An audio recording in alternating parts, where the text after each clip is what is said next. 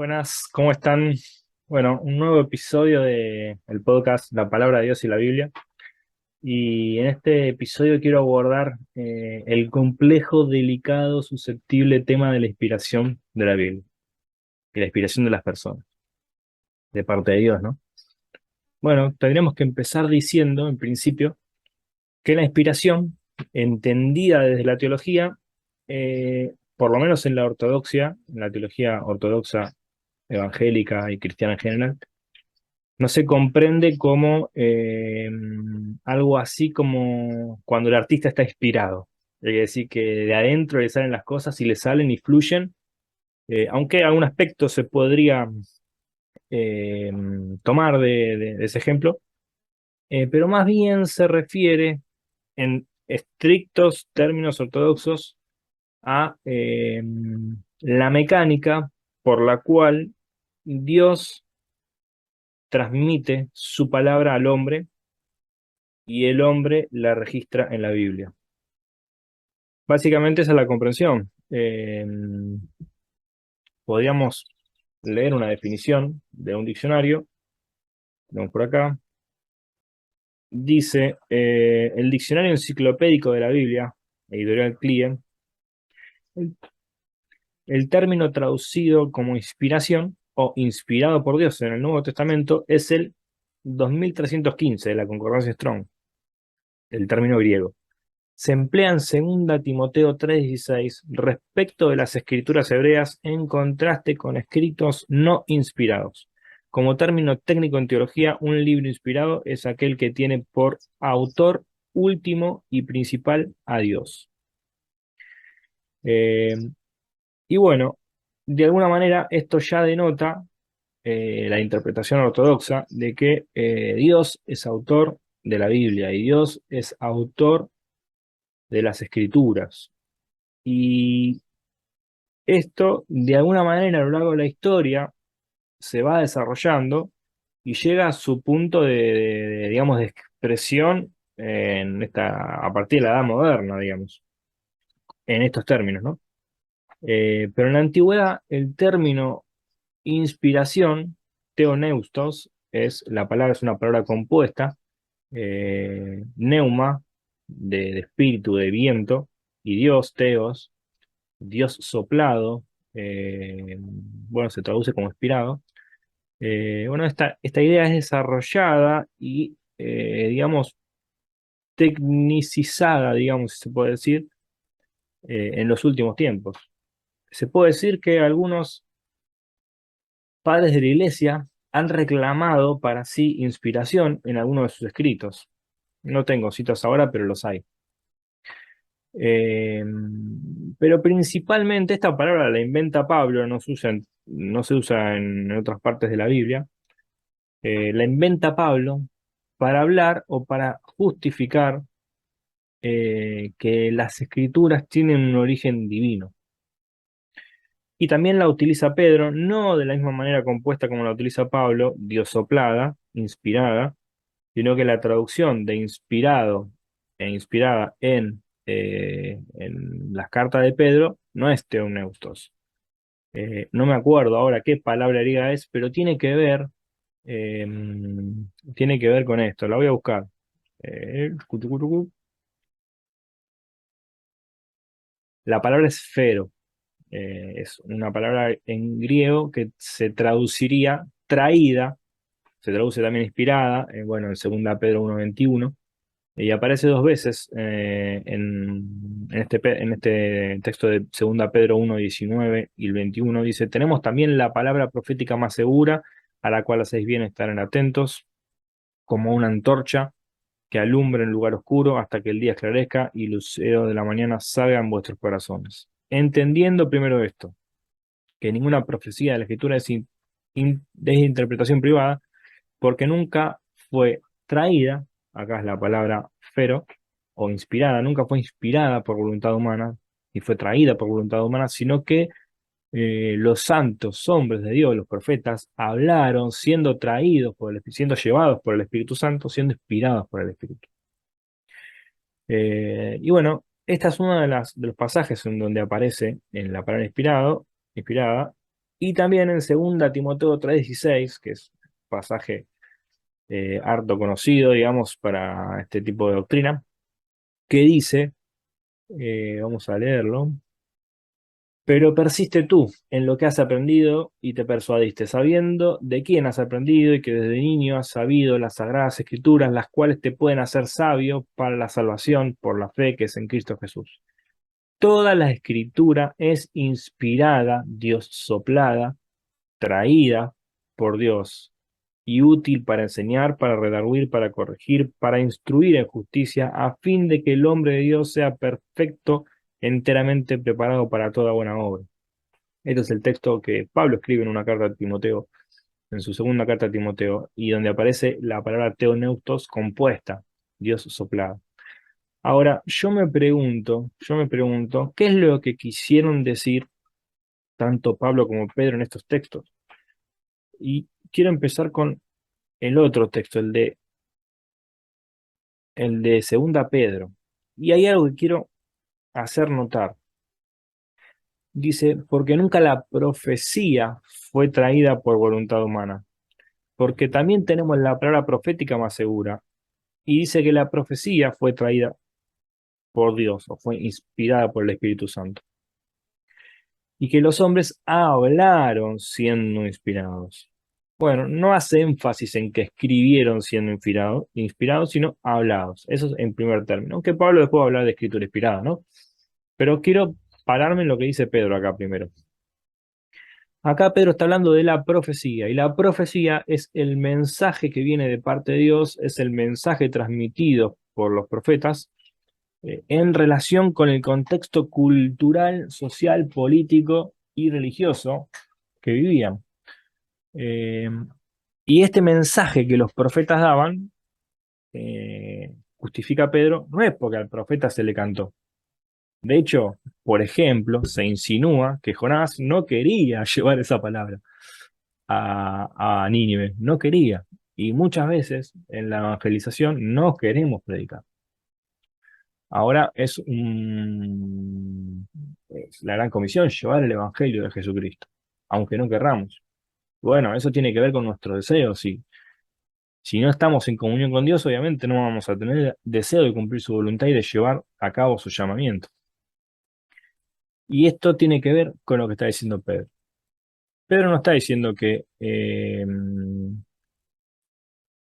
la Biblia es inspirada. Lo que está diciendo es que la inspiración está en que Dios es la causa de que los profetas prediquen su mensaje y que estos profetas hablaron, predicaron, enseñaron al pueblo, instaron al pueblo con su mensaje, guiados por el Espíritu Santo. En principio es eso, o sea, no se puede utilizar este texto para justificar la inspiración de la Biblia. Sí, lógicamente el mensaje que ellos transmitieron de alguna manera se puso por escrito y nos llega a nosotros en el Tanaj, en el Antiguo Testamento. Ahora, reflexionando en segunda Timoteo, capítulo 3, versos 14 y 17, ahora sí dice, toda la escritura es inspirada por Dios y útil para enseñar, para redarguir, para corregir, para instruir en justicia, a fin de que el hombre de Dios sea perfecto, enteramente preparado para toda buena obra. Y acá en lo que quiero hacer énfasis, es en el propósito de la inspiración de la escritura, como primer punto. ¿Cuál es el propósito de que la escritura, de que la Biblia sea inspirada? Bueno, que sea útil para la enseñanza, para redarguir, para exhortar, para corregir, es decir, para empleos didácticos, para empleos pastorales, para empleos sociales. La escritura tiene razón de ser en el contexto de la educación del cristiano, en el contexto de la madurez del cristiano, en el contexto de la madurez del hombre en general, es decir, eh, del desarrollo de la moralidad y el desarrollo del propósito humano en su contexto social. Y esto tiene que ver con el paralelismo que a veces, al que a veces apelo entre la palabra de Dios la búsqueda de la palabra de Dios o la noción de palabra de Dios que tenemos los creyentes y su correlato secular, que es la búsqueda de la moralidad objetiva, de la objetividad moral o realismo moral, eh, por el cual se entiende que realmente existe valores, que realmente existen las, la ontología de bondad o maldad en las acciones. Es decir, que realmente eh, hay algo bueno y algo malo en la vida a la hora de actuar. Pero esto no tiene sentido si no hay un Dios que imprima propósitos en la realidad y que esté demandando y esperando de nosotros que llevemos adelante nuestras acciones de tal o cual manera. Ahora, esto en primer punto, resaltar eso. Eh, la escritura es inspirada con un propósito. Pero lo segundo, en lo que quiero hacer énfasis y lo que quiero, digamos, deconstruir ya en esta parte, es que el texto está traducido como toda la escritura es inspirada por Dios y útil para enseñar. Es decir, acá se separan dos cosas, dos postulados, por lo menos en esta traducción. Ahora vamos a ver qué pasa en otras traducciones. Toda la escritura es inspirada por Dios. Ese es un postulado. Y además de eso, es útil para este fin didáctico, este fin social, este fin educativo, madurativo, eh, santificador. Entonces tenemos dos términos acá. Ahora, ¿realmente hay dos términos en las expresiones de Pablo? Hay una versión que está bastante libre de prejuicio, eh, de prejuicio a la hora de la traducción, que es la versión de la Biblia libre. Esta versión de la Biblia no tiene derechos de autor, es decir, cualquiera la puede agarrar, la puede citar, la puede imprimir y la puede difundir. No se cobra derecho por ese acto, por ese ejercicio. Sin embargo, yo no puedo imprimir, hacer una edición de la Biblia Reina Valera, imprimirla y distribuirla. ¿Por qué? Porque están los derechos reservados a diferentes organizaciones que han traducido, bueno, que a lo largo de los años han heredado esta traducción. Eh, y esta traducción de la versión Biblia Libre dice, toda la escritura inspirada por Dios es útil para enseñar, para confrontar lo que está mal, para enderezar nuestro camino y para enseñarnos lo recto. Bueno, acá cambia completamente el paradigma. Acá hay un solo término y el solo término es que la escritura que es útil para este fin social y didáctico es la escritura inspirada. Es decir, bueno, está la inspiración de la escritura, pero está condicionada a la utilidad, o la utilidad en realidad está condicionada a la inspiración. En el otro no, en la otra traducción son dos términos diferentes. Una cosa es que la Biblia es inspirada y aparte que es útil. En este es útil porque es inspirada. Y es útil la que es inspirada, no toda la escritura, sino la inspirada por Dios. Toda la escritura inspirada por Dios es útil. Y acá hay una absolutización en la traducción de la Reina Valera de la que la ortodoxia evangélica se agarra, ¿no? Muchas veces para justificar que la Biblia es completamente inspirada por Dios, se cita toda la escritura es inspirada por Dios, pero este pasaje no apela al Nuevo Testamento, no apela a la Biblia moderna que tenemos hoy en la mano. Apela a los escritos que eran útiles para estas cosas en el año y en el momento y en la circunstancia en la que Pablo escribe la carta. Que dicho sea de paso, eh, sus escrituras en la mano eran la Septuaginta, es decir, la traducción griega del Tanaj que incluía los libros que la Iglesia Católica tiene en sus Biblias. Por ejemplo, la Biblia del Oso, que en realidad no es una Biblia católica, es una Biblia protestante, pero por ejemplo la Biblia de Jerusalén, y otras traducciones, tiene los deuterocanónicos, que para el cristianismo, digamos, protestante, no sé si protestante, pero evangélico, son apócrifos. Eh, y eso es peyorativo, ¿no? Hay un libro de Raúl Saldívar que se llama Las fuentes que dieron origen al Nuevo Testamento, y ahí Saldívar explica que él no usa el término apócrifo porque es peyorativo y prefiere utilizar el término deuterocanónico para justificar un poco la perspectiva católica, y demuestra cómo el canon del Nuevo Testamento depende de la comprensión teológica del siglo I, que está construida aparte de los textos intertestamentarios, incluidos los deuterocanónicos, en el contexto y en el marco del desarrollo de la teología que viene de los textos más antiguos. Es decir, hacer Antiguo Testamento y Nuevo Testamento es un error si queremos demostrar el desarrollo y la comprensión de la teología a lo largo de los años y su evolución. Pero bueno, eh, por cuestiones que vamos a ir tocando, la ortodoxia evangélica y la ortodoxia cristiana intentan divinizar eh, el canon tanto del Antiguo como del Nuevo Testamento para eh, justificar la autoridad que tienen y la apoyatura teológica que se hace sobre los textos, eh, recortando de esta manera otros textos y recortando otra información, y no pudiendo esa información recortada tomarla como parámetro, como referencia para construir su teología. Que es un poco, de alguna manera, si lo analizamos en frío, lo que hace eh, el Congreso Nacional y las naciones con sus constituciones, ¿no? Bueno, me estoy metiendo en el tema del canon acá. Quiero volver un poco a la inspiración. Entonces, yo voy a leer algo que le robé o le saqué a un traductor profesional, que es el profesor Olia Cordero, en un video en una exposición que él hace en YouTube, donde explica por qué el texto de 2 Timoteo 3:6 está mal traducido.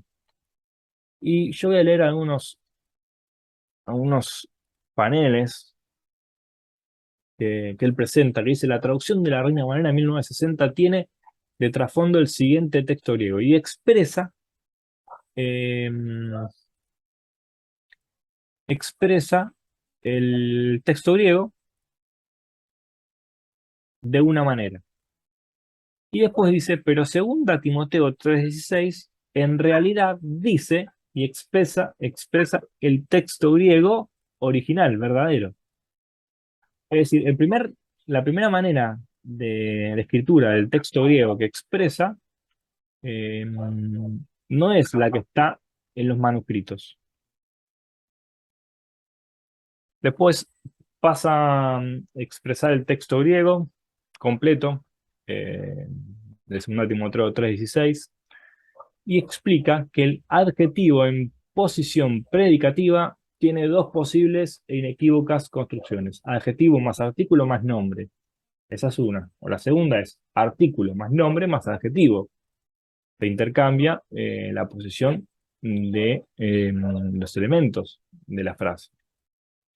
Ahora, él da estas dos posibilidades, y después pasa a explicar, a mostrar algunas otras traducciones. Por ejemplo, la Biblia textual del 2001 dice: toda escritura es inspirada por Dios y útil para la enseñanza, para la refutación del error, etc. Acá no dice toda la escritura, dice toda escritura es inspirada por Dios y útil.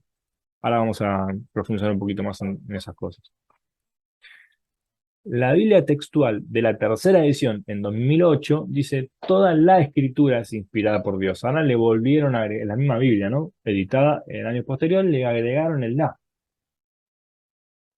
Ahora, por ejemplo, la Biblia del Oso, que se tradujo, si no me acuerdo mal, participó Lutero también, en 1569, y en la revisión de Cipriano de Valera en 1602, La Biblia dice así: toda escritura inspirada divinamente es útil para enseñar, para redarguir, para corregir, para instruir en justicia. Y entre paréntesis tiene el la, el es y el dada por el Espíritu de Dios. Toda la escritura, toda escritura inspirada divinamente es útil. Y se le agregan estas tres palabras, estas tres cosas: la, es y dada por el Espíritu Santo, para eh, ver cómo suena la frase diferente, ¿no? Una cosa es decir, toda escritura inspirada divinamente es útil para enseñar, y otra cosa es agregarle el la, el es y el dada por el Espíritu Santo. Toda la escritura es inspirada divinamente, y acá tenés que agregar el i, si querés continuar la frase. Y bueno, de eso se trata la traducción. Eh, Ahora, hay diferentes textos en los que el la y el i se añaden a la hora de traducir porque son necesarios para la comprensión del significado en español de lo que se está diciendo, pero en griego no están. Y de esto se trata el la y el es agregados en este texto. Por ejemplo, hay otra versión, una versión católica, que dice: todo escrito inspirado por Dios sirve además para enseñar. Este es bastante acercado a la noción que creo que hay que tener respecto a este texto, ¿no? Eh, y por ejemplo, hay versos de la Biblia, como por ejemplo Juan 2:22, que dice: por tanto, cuando resucitó de entre los muertos, sus discípulos se acordaron que había dicho esto y creyeron a la escritura y a la palabra que Jesús había dicho. Acá, importante la distinción entre la palabra que Jesús había dicho y la escritura. Una es el logos y el otra es eh, la grafé, la escritura. Y eso es importante hacerles la distinción porque justamente en lo que se basa el podcast, la Biblia y la palabra de Dios. Pero, ¿qué dice este texto en griego? En griego, el artículo dativo singular masculino y el artículo dativo singular femenino de eh, el escrito y de la palabra están colocados y son la palabra 3588 de la referencia en el diccionario de Strong. Eh, Como no sé griego, no te digo qué letra es ni nada, porque no te lo puedo explicar. Pero haciendo una sistematización observada de cómo los traductores trabajan con estos textos, se puede llegar a una conclusión, que es la conclusión que justamente da este profesor Oleo Cordera, el cual sí es traductor profesional y ha participado en traducciones de la Biblia. Eh, y bueno, en Juan 2:22 se dice la escritura o el escrito y la palabra. Están los artículos. Ahora, por ejemplo, en Juan 7:38 dice: el que cree en mí, como dice la escritura, el artículo nominativo singular femenino es la misma referencia Strong, 3588, de su interior correrán como ríos de agua viva. En Marcos 12:10, ni aun esta escritura habéis leído: la piedra que desecharon los edificadores ha venido a ser cabeza del ángulo. En este texto, la piedra, el la, el artículo acusativo singular, no está. Entonces el texto debería traducirse: ni aun esta escritura habéis leído: piedra que desecharon los edificadores ha venido a ser cabeza del ángulo. No pierde sentido la frase, no pierde sentido. Pero bueno, se le puede agregar la piedra si querés, eh, para una lectura más españolizada, más castellanizada, se puede agregar. No le cambia sentido. Ahora, ni aún esta escritura, cuando se dice esta escritura, sí está. Y no le cambia sentido. Ni aún no es que le cambia sentido. Acá por ahí sí es necesario, porque hace referencia a señalar cuál. Y ahí es donde es necesaria la referencia, ¿no? El artículo. Y dice, ni aún esta escritura habéis leído. Y le pasa a detallar cuál es la escritura. Ahora, ¿qué pasa en 2 Timoteo 3:15? En 2 Timoteo 3:15 hay un problema. No está ningún artículo acusativo o dativo o nominativo antes de escritura. Y eso, si se agrega o no se agrega, cambia de alguna manera la comprensión del texto. Porque el texto debía leerse, lo voy a leer del interlineal, y debiera leerse así. De hecho, lo voy a leer del versículo 15, donde aparece eh, el artículo acusativo para hablar de las escrituras. Y que desde la infancia,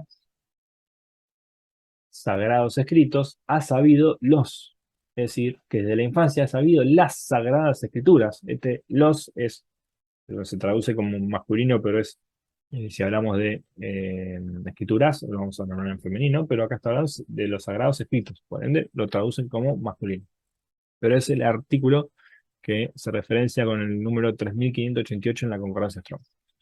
Eh, Eso es en 2 Timoteo 3:15.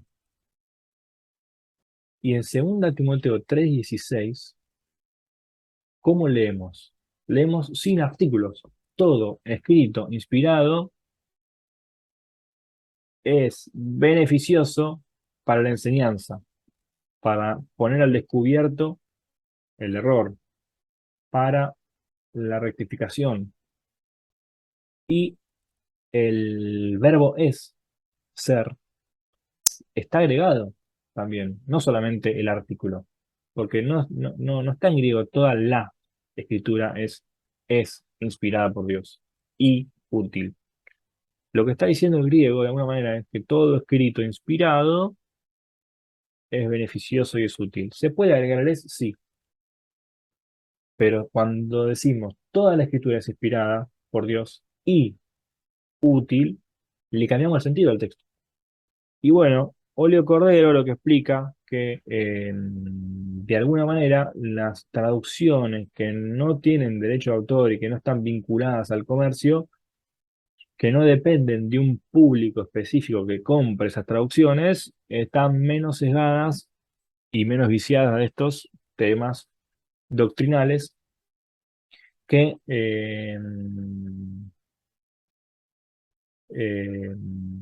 que textos traducidos como la Reina Valera, que quizás sociedades bíblicas hace mucho uso, y la Biblia textual, por ejemplo, también, y que su traducción afecta de alguna manera el estado de ánimo del pueblo, por lo cual, por ejemplo, la Biblia textual ha cambiado en su edición del 2008 la traducción de ese texto, agregándole la para conformar de alguna manera un poco más el inconsciente doctrinal de las personas que consumen esa traducción.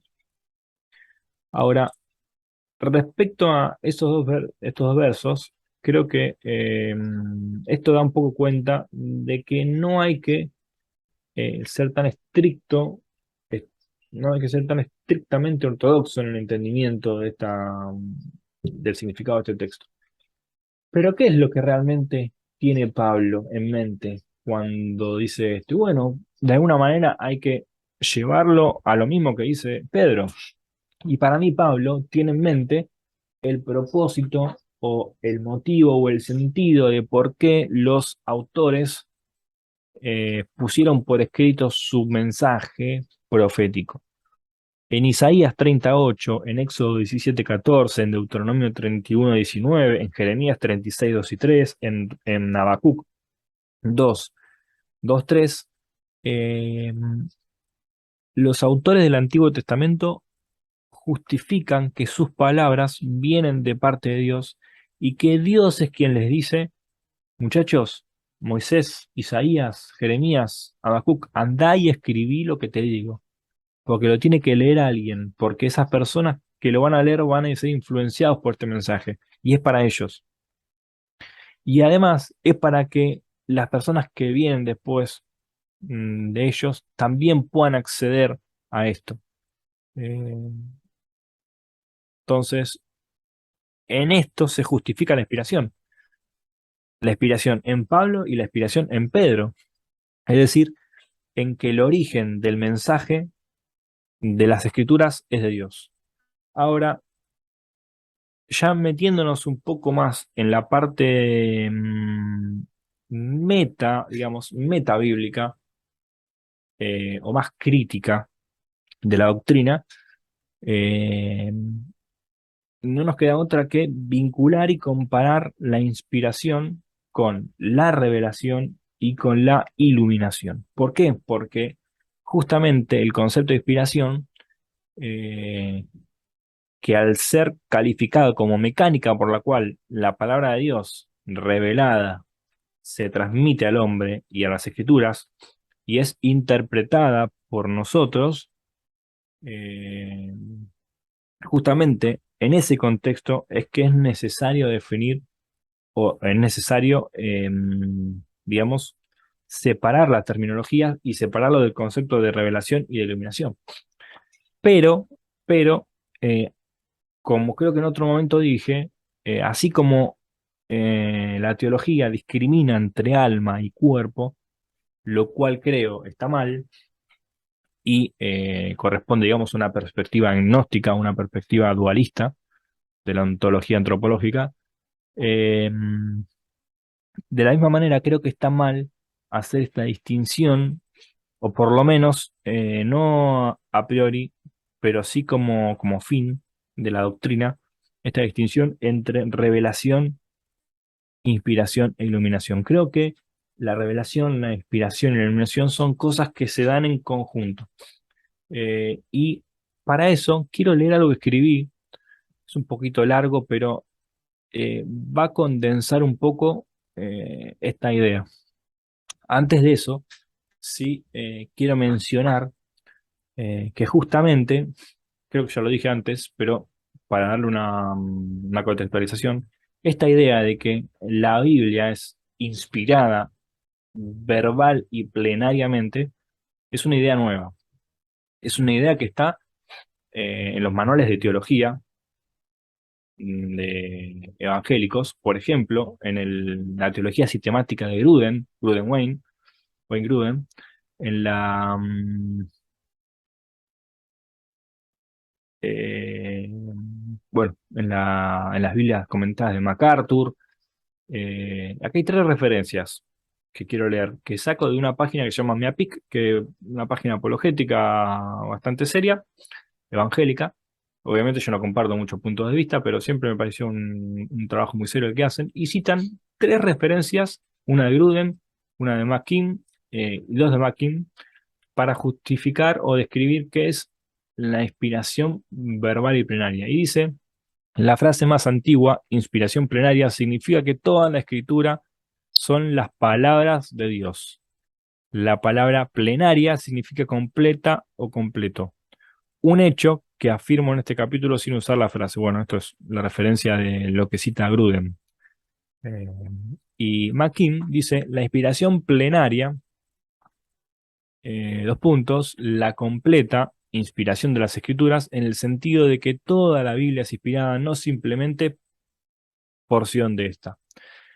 Y dice en otro apartado, Mackin también dice la inspiración, la teoría verbal de la inspiración es el punto de vista de que Dios a través del Espíritu Santo guió directamente las palabras exactas registradas por los escritores bíblicos en la medida en que escribían las escrituras. ¿Qué quiere decir esto?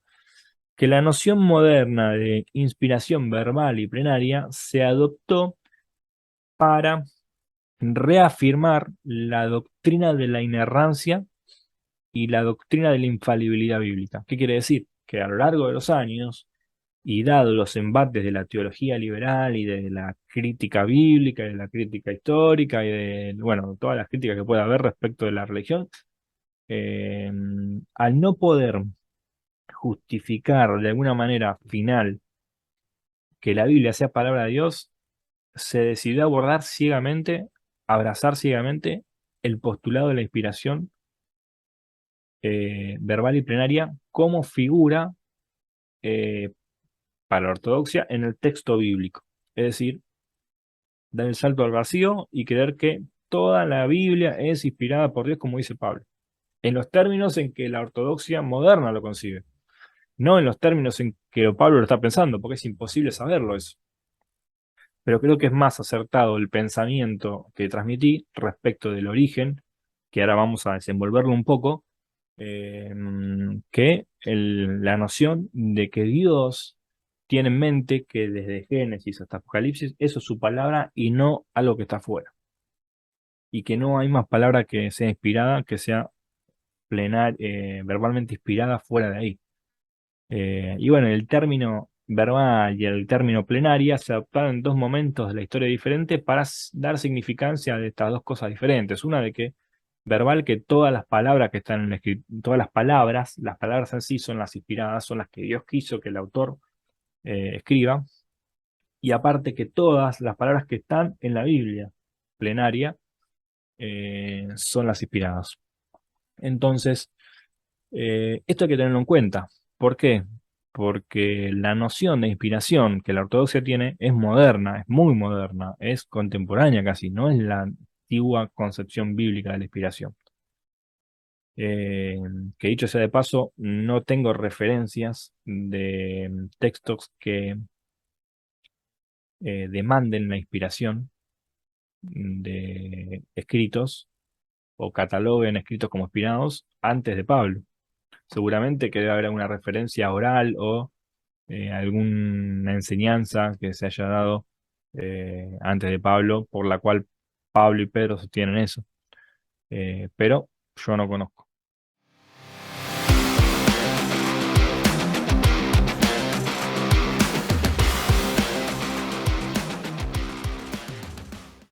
Ahora, desenvolviendo un poco este acertijo, este rompecabezas de qué es dónde encaja la revelación, dónde encaja la inspiración y dónde encaja la iluminación, tenemos que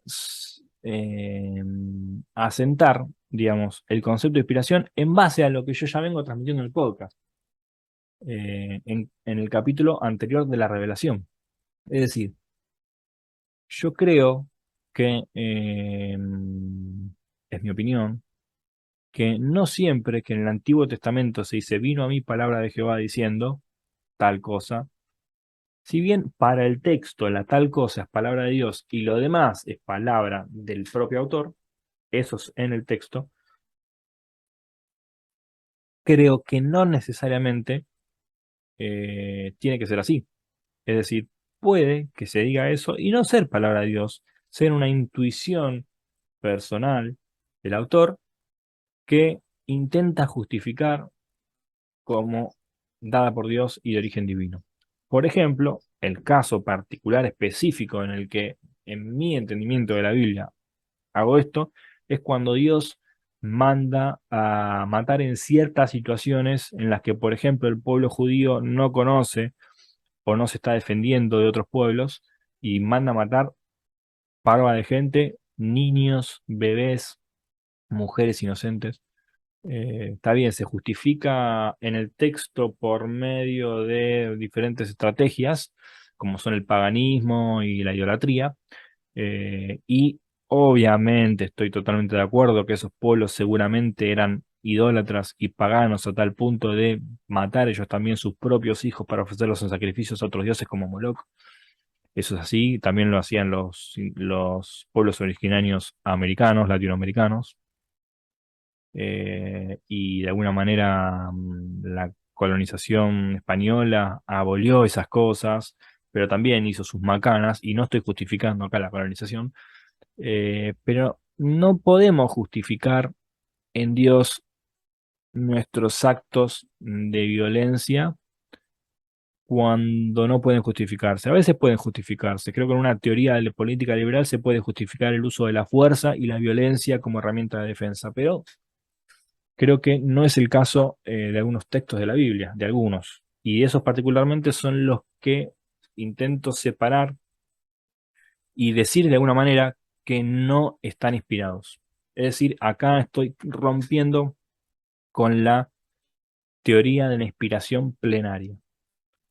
Eh, y bueno, el punto es que en la revelación, en la justificación de que la información transmitida es de origen divino, es una herramienta literaria, es una herramienta cultural, es una herramienta eh, sociológica eh, y política también, porque antes la política y la religión iban de la mano, que tiene por fin eh, asentar y justificar en la mente del receptor del mensaje la responsabilidad moral que él tiene respecto del mensaje en sí. Y bueno, yo lo expliqué con el tema de la ley de Hammurabi y su correlato con la entrega a la ley de Moisés, a Moisés de la ley. Y bueno, habría que volver a entender la revelación, ¿no? Como la entiendo yo. Habría que volver a escuchar el podcast. Pero, ¿cuál es el punto? El punto es que si no hay una intromisión sobrenatural y verdadera de Dios en la historia, por lo cual la revelación entendida de la ortodoxia no es posible, ¿cómo es que la revelación es revelación para el cristiano y para mí? Bueno, eh, esto algo un poco menciono en algunos videos, pero justamente la imagen de Dios en el hombre es la que nos vincula con Dios porque es su sello y es la que nos ayuda a desenvolver inconscientemente ciertos postulados de verdad respecto de la voluntad de Dios, que son palabra de Dios para nosotros y para el hombre, y que tienen su correlato en textos como cuando Pablo dice, los gentiles que no tienen ley son ley para sí mismos porque la ley está escrita en su corazón, eh, y aún los gentiles hacen cosas buenas por naturaleza. Eso es por la imagen de Dios que el hombre tiene porque fue creado a imagen y semejanza de él. Y Cristo, de alguna manera, es imagen de Dios en ese sentido también, y es la mayor expresión de su imagen. Eh, pero eso lo tenemos que abordar en una cristología y no es el momento ahora.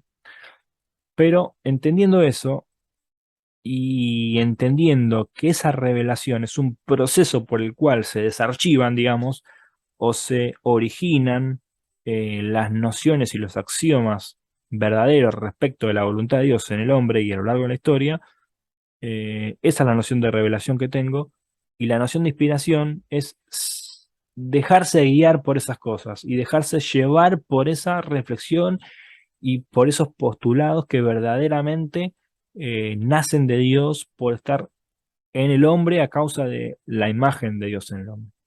Y la iluminación es la comprensión más exhaustiva o el momento en que el hombre abre la cabeza al entendimiento de esa revelación. No necesariamente cuando se deja guiar. Cuando se deja guiar es un acto del hombre, a raíz del acto divino de crear al hombre conforme a su imagen. Pero la iluminación es plenamente un entendimiento. Entonces, esa es la manera de entender la revelación, la inspiración y la iluminación. Ahora, eh, quería meterme un poquito en eso que escribí, que me parece que de alguna manera va a reflejar lo que quiero decir. El soplo de Dios que impulsa la escritura debe indefectiblemente ser el mismo que impulsa la traducción y su interpretación, porque todo gira en torno a la palabra de Dios y de ahí que la historia y la experiencia humana en reflexión con la palabra divina sea revelación. Y por eso Dios no es más autor de la Biblia de lo que es autor de la historia. Y acá es donde quiero también con el paradigma ortodoxo.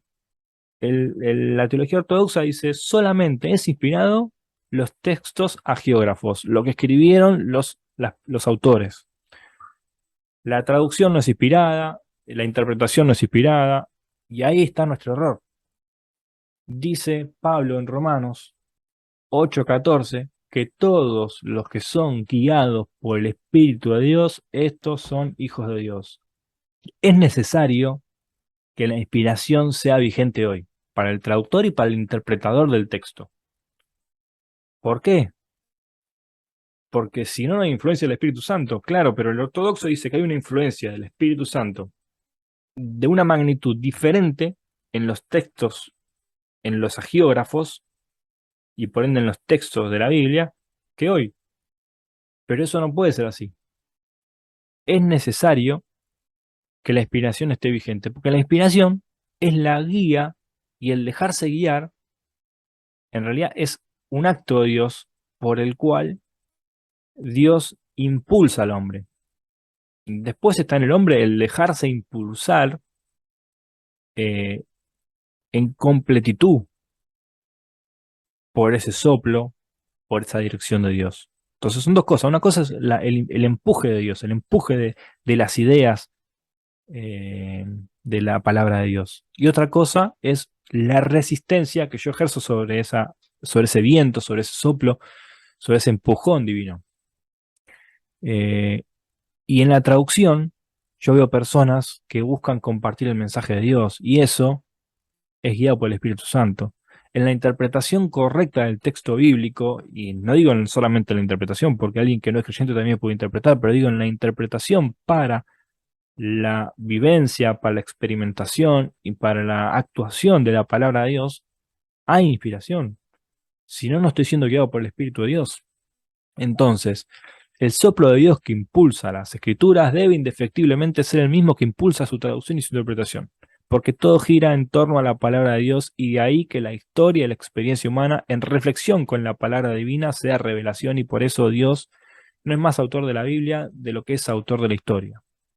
Y sigo, de la inspiración no se sigue la inerrancia y la infalibilidad de la Biblia o de las escrituras. La inspiración no es un acto humano, es un acto de Dios, del cual las acciones humanas se nutren y se guían. Entonces, eso es lo que decíamos antes. De alguna manera, la inspiración no es una obra del hombre. La inspiración es la obra de Dios. Ahora, Dios está inspirando hoy. El problema es cómo Dios está inspirando hoy, cómo Dios está guiando hoy. Eh, entonces, los actos humanos van a ser inspirados en la medida en que se dejen guiar por la mecánica por la cual Dios inspira. Y van a ser inspirados en la medida en que se dejen llevar por la palabra de Dios. Porque la palabra de Dios es la palabra del Espíritu, es la espada del Espíritu y es la que penetra en el hombre y la que cambia al hombre. Entonces, podemos decir que parte de la mecánica de la inspiración está atravesada por la palabra de Dios, pero no es la palabra de Dios en sí, sino que la palabra de Dios es una herramienta para la inspiración, es una herramienta para guiarte. Pero la inspiración es una cosa y es obra de Dios. Y el dejarse llevar, el no resistir, es la obra del hombre. Eh, Ahora, es indispensable la deconstrucción de la ontología del Espíritu Santo para poder canalizar de manera empírica su obrar en el marco de la inspiración y de la doctrina de la inspiración, como para mí debe ser verdaderamente entendida. Jesús dijo, mis palabras son espíritu y son vida. Si son espíritu y son vida, son palabras santas, son palabras de Dios. Lo espiritual es sin duda metafísico, por lo cual deben necesariamente entrar en el campo de la simbología y la asociación. Pero no debemos restarle vitalidad a la realidad de la metafísica, por lo menos a la metafísica orientada al cumplimiento de la voluntad divina, ya que la asimilación de la palabra de Dios en la estructura cognitiva humana indefectiblemente genera orden, genera santidad y genera vida. Y la vida proviene de la vida. Eh, pero de nuevo, ahora no hay que restarle vitalidad u organicidad a la metafísica, a las ideas en sí, al pensar. Si no, sería ir en contra de la postulación que Cristo hace en ese texto respecto de sus palabras. Entonces, las ideas tienen su grado de organicidad. Unas a la manera de remedio y otras a la manera de virus.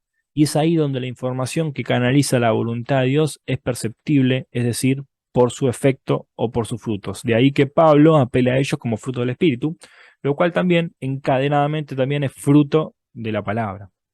Que, por ejemplo, el texto dice no vuelve vacía, sino que tiene su sentido y su propósito. su obra. Ahora, la organicidad de las ideas hay que vincularla también a la noción de conciencia. Cuando antropológicamente observamos al hombre por el nominalismo implícito en la estructura simbólica del lenguaje, nos es inevitable caer en negarle conciencia a ciertos objetos vivientes, como un espermatozoide, y lógicamente más a una idea o a un concepto. Pero ¿hasta qué punto la noción de conciencia, conciencia evolutiva, innata a los sujetos, no puede tratarse de un tema de grados y medidas manifestada mínima o máximamente en las cosas vivientes? ¿A qué me refiero? Eh, mm, Hay un experimento científico biológico en el que los científicos ponen dos espermatozoides, ponen un grupo de espermatozoides de un hombre con un grupo de espermatozoides eh, de otro hombre. Y no sé si ponen un óvulo o no ponen un óvulo, no me acuerdo, pero el punto es que entre espermatozoides de cada grupo se ayudan y combaten con los otros espermas del otro hombre para lograr fecundar un óvulo. Es decir, si hubiera un espermatozoide y un grupo de espermatozoides de dos hombres diferentes, algunos espermatozoides de este hombre irían directamente a anular el operar del espermatozoide individual del otro hombre para que alguno de ellos puedan ir al óvulo y puedan fecundarlo. Es una locura, parecen seres inteligentes y personas peleándose por cumplir su objetivo. Eh, y a eso me refiero.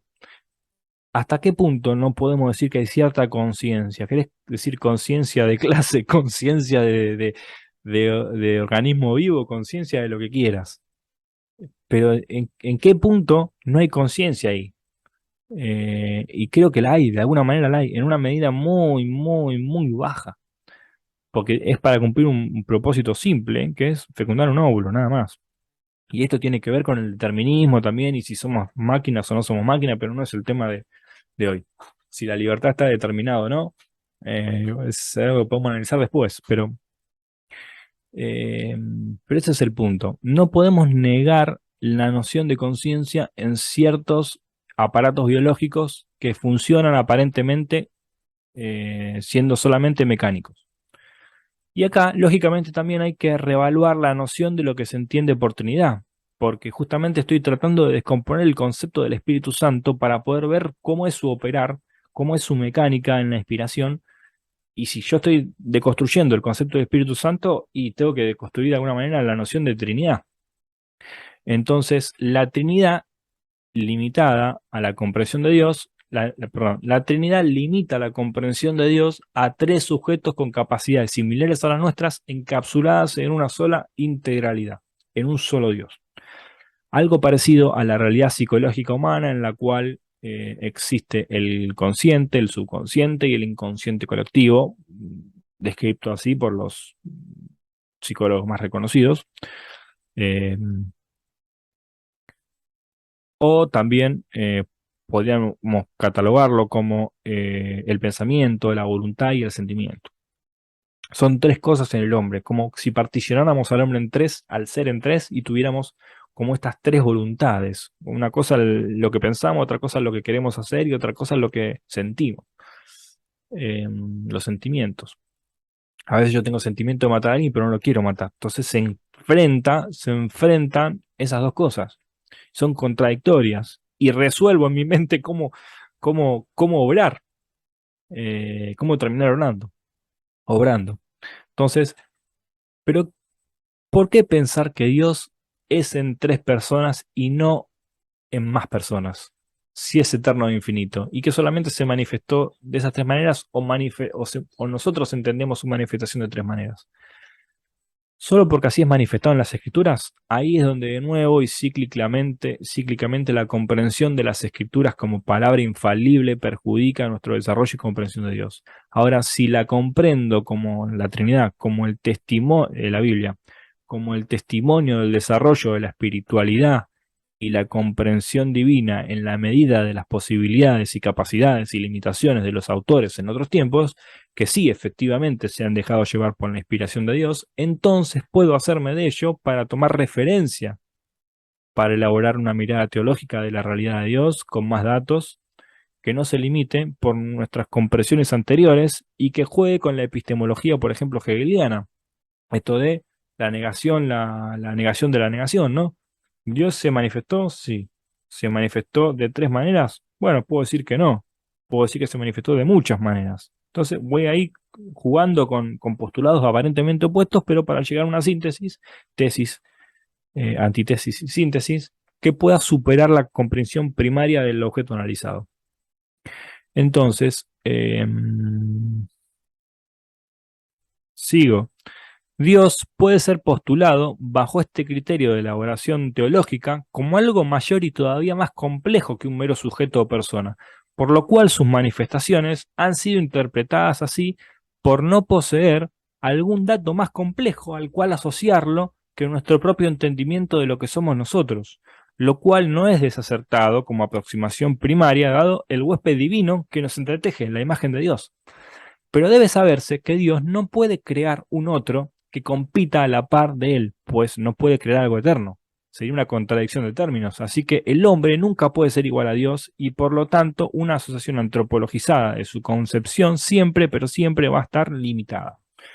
Entonces, lo que intento decir es que tenemos que deconstruir la Trinidad. No necesariamente Dios es trino. Dios es trino en nuestra concepción, pero Dios no se limita a nuestra comprensión. Entonces, hay que avanzar en el entendimiento de la persona de Dios. Eh, ¿Qué es el Espíritu Santo? ¿Qué es Dios? ¿Qué es el Padre?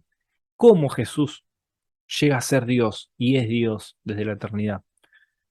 Dicho eso, la ontología del Espíritu Santo como sujeto y persona no necesariamente hay que deconstruirla tanto, ni debe ser desvinculada de nuestra comprensión actual, pero sí debe ser canalizada por medios de comprensión que nos permitan su entendimiento.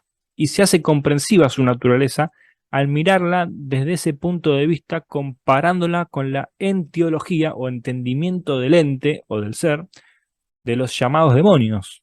Nuevamente, los demonios en el cristianismo son individuos y son sujetos. Pero ¿cuál es su naturaleza? ¿No será que estas entidades toman manifestación subjetivada al canalizarse ciertas ideas contenedoras de espíritus que en estos casos son contrarios a la palabra de Dios? Probad los espíritus, dice Juan. ¿No será que Dios no perdonó a los demonios porque no son entidades subjetivadas fuera de los medios físicos de las expresiones volitivas, desde los cerebros? Y acá vamos de nuevo, claro, esto choca con nuestra lectura de los exorcismos evangélicos en los que los demonios se introducen en los cerdos, por ejemplo. Pero los cerdos tienen cerebro. Sí, pero no pueden comprender nuestras ideas. No, claro. Pero los cerdos tienen cerebros. Pero ahora, ¿hasta qué punto nuestras conductas y experiencias no afectan a los animales de tal manera que puedan ser catalizadores de nuestros trastornos? Y esto en la relación con los animales pasa. La relación, por ejemplo, con los perros es muy profunda entre el hombre y el perro. Ahí, bueno, no soy quien, no soy zoólogo, pero creo que el hombre tiene una relación con los animales y con la naturaleza misma que todavía no ha podido comprender en su completitud y que no hemos descubierto y que algún día llegará estamos en proceso y algún día llegará ese momento. Y creo que es a lo que apunta Dios cuando nos manda a gobernar el sistema, ¿no? Em, Pero ¿hasta qué punto nuestras conductas y experiencias no afectan a los animales de tal manera que puedan ser catalizadores de nuestros trastornos? Creo que esto es totalmente posible. Nuestra relación con el mundo animal es muchísimo más profunda de lo que generalmente es entendida. A tal punto que si compartimos un ancestro común, compartimos un mismo paradigma entiológico de nuevo. Y si fuimos creados a imagen de Dios, ellos, en medidas más inferiores, en bajos grados, deben poseer y manifestar esta imagen de Dios también. Y creo sin lugar a dudas, en algún aspecto lo hacen. Basta analizar estudios de moralidad en los animales para dar cuenta de ello. Creo que acá tenemos un punto muy difícil de tocar que tiene que ver con, con el sensocentrismo, esto de postular los sistemas nerviosos centrales como ejes moralizantes, ejes moralizadores, ejes de la moral, donde la moral sea subjetiva de alguna manera, por poder ellos censar el sufrimiento, es decir, las sensaciones que transmiten los censos son interpretados como sufrimiento, como placer. Y tanto el hombre como el animal es participante de esta mecánica. Entonces, en algún grado, el animal también puede ser un sujeto moral. Pero bueno, es otra discusión. Pero creo que hay que tenerlo en cuenta para responder a la pregunta de cómo los espíritus o los demonios no solamente nos influencian a nosotros, sino pueden influenciar otro ser vivo. Y de ahí pasemos al mundo material no vivo. Es relativo lo de no vivo, pero porque el sistema, depende de la definición de vida que des, el universo está vivo o no. Entonces, creo que hay un tema ahí para analizar de cómo el mundo espiritual está conectado, ¿no? Tanto los seres más racionales, los seres más inferiormente racionales, los seres no racionales y el mundo muerto, entre comillas. Pero todo esto decanta en que la inspiración puede ser una reflexión inconsciente de la palabra de vida, bien comprendida y bien entendida a través de la imagen divina depositada en nuestro subconsciente colectivo a través del acto creativo de Dios, desarrollada correctamente a través de los arquetipos simbólicos culturales de los hombres primitivos que originaron la creencia en un Dios, después los hebreos, después los judíos y los cristianos hoy, los cuales nunca fueron ni serán tradiciones inerrantes o infalibles, pero que sí se dejan llevar por la inspiración y por esta imagen de Dios, por el desdoblamiento de esa imagen de Dios. Entonces, en cierta medida, sus acciones van a estar inspiradas y entonces se va a actuar la palabra divina en la medida que el hombre puede con sus limitaciones y sus posibilidades. Entonces, acá es donde trato de amalgamar esto de la revelación, la palabra, la inspiración, la iluminación, la comprensión de esa palabra para llevarla a la práctica y cómo se articula o se arma este rompecabezas. Todo esto decanta en que la inspiración puede ser la correcta, digamos, el acto creativo de Dios que produce o que nos manifiesta ciertos objetos intelectuales, los cuales podemos reflexionar inconscientemente a veces, que tienen como expresión, digamos, bíblica la palabra de Dios. Y que al entender esto, eh, al comprenderlo y al saber que está depositado en nosotros, en nuestro subconsciente colectivo e individual, a través del acto creativo de Dios, podemos acceder a la revelación y podemos ser inspirados. Y esto a lo largo de la historia se va desarrollando, se va profundizando, se va maximizando hasta el día de hoy. Y nosotros queremos ponerlo en cuadradito así, esto es inspirado, esto no, queremos la fácil, queremos tener la seguridad de que esto es así, sencillo, no es tan complejo y ya estoy tranquilo. Yo hago lo que la Biblia dice, así obedezco a Dios y mi verdad es la verdad y la tuya no. Pero no es tan fácil y la vida es muy complicada, muy compleja y Dios es infinitamente complejo, por lo cual no vamos a poder hacer esa síntesis y nunca esa síntesis va a ser verdadera. Em, pero bueno, ¿a dónde abordo con todo esto? Y lamentablemente, ortodoxia, la inspiración continúa, la inspiración es necesaria, la inspiración está vigente. Y la necesidad de la inspiración es una verdad innegable. Necesitamos ser guiados por el Espíritu de Dios para poder llevar adelante el plan de Dios, para poder vivir conforme a su palabra. La garantía de nuestra fe no debe ser la Biblia. La Biblia es un medio para construir nuestra fe, sí, pero no debe ser la garantía de nuestra fe como palabra de Dios, sino nuestra experiencia con el Espíritu Santo debe ser esta garantía. Él nos trae la palabra de Dios. Cuando nosotros nos vinculamos con esa imagen de Dios que tenemos dentro, cuando nosotros reflexionamos eh, sobre esa palabra que Dios nos habla a través de la naturaleza, a través de nuestra experiencia y obviamente a través de la Biblia, porque la Biblia es parte de la historia y es parte de esa experiencia y de la experiencia de los demás, es ahí donde vamos a encontrar la inspiración, es ahí donde vamos a poder encontrar la voluntad de Dios entendida en su palabra y la vamos a poder actuar y poner en práctica. El Espíritu Santo es el que nos trae esta palabra de Dios cuando nos inspira. La Biblia es solo una compilación de escritos que pretenden comunicar en parte esa experiencia y conocimiento de nuestros antepasados. Y a través de eso, nosotros podemos mejorar y entrar en esta dialéctica hegeliana eh, de recibir una tesis, poner una antitesis y hacer una síntesis que supere la comprensión de nuestros antepasados y de nuestra tradición. La tradición es algo en evolución, es algo que eh, está cambiando continuamente, evoluciona y la tenemos que mejorar. Porque así somos los seres humanos, maduramos y mejoramos hasta que logramos capacidades que como bebé no tenemos. No es que no las tengamos, que no las desarrollamos y no las potenciamos porque no tenemos madurez. Y de eso se trata el conocimiento de Dios. Y en eso el hombre encuentra gloria, en entender y en conocer. Así que bueno, esto creo que ha sido todo por la inspiración. Si me quedó algo más, vamos a hacer un capitulito eh, para complementar si algo quedó.